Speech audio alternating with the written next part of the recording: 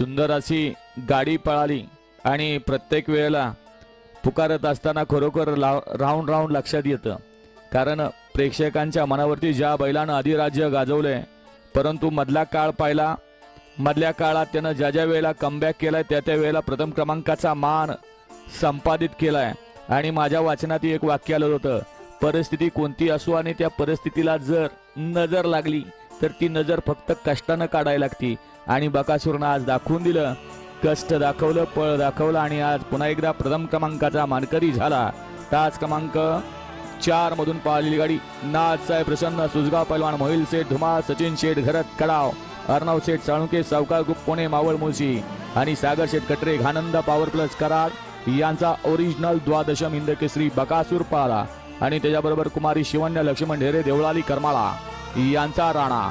ते आजच्या या निराश तक्रार मैदानातील प्रथम क्रमांकाचे